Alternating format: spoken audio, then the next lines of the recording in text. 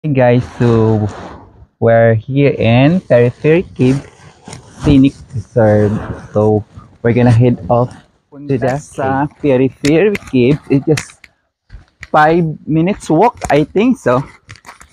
So na-cover siya ng mga trees going to the cave. Naanami sa kuan, first ano ni siya, ladder or hagdanan. So a little bit steeper but it should be fine. Unsa ka dugay chi ngadto? Unsa ka dugay? It's almost there. Malapit na. So ito na yung makikita natin. So we're almost. So meron pang upuan dito guys. Ayun na sila sa baba. Na kami dito. Malapit na daw sabi ni IT.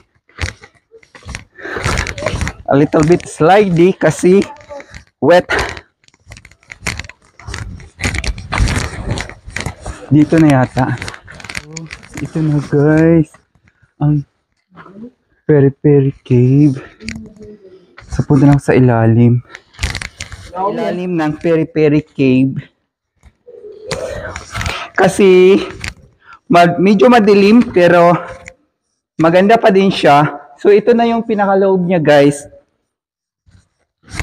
Ito lang naman pala, hindi naman pala siya actually malalim. Makikita ka naman eh. So nandito na lang yung kasama ko si Lloyd.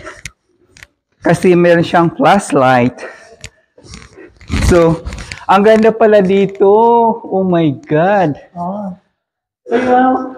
Ang ganda no. Ayaw po. Gaga. Ang ganda. So ito yung cave. So dito sa New Zealand, hindi ka talaga matatakot like this kasi wala talaga siyang snake dito sa New Zealand. Kaya kung sa Pilipinas ito, matatakot ka kasi nandito yung anaconda. Of course. Pero wala ka namang makikitang mga paniki. Where's the paniki? Wala ang paniki. It's really nice. So kung hindi pa kayo nakabisit, visit na kayo dito.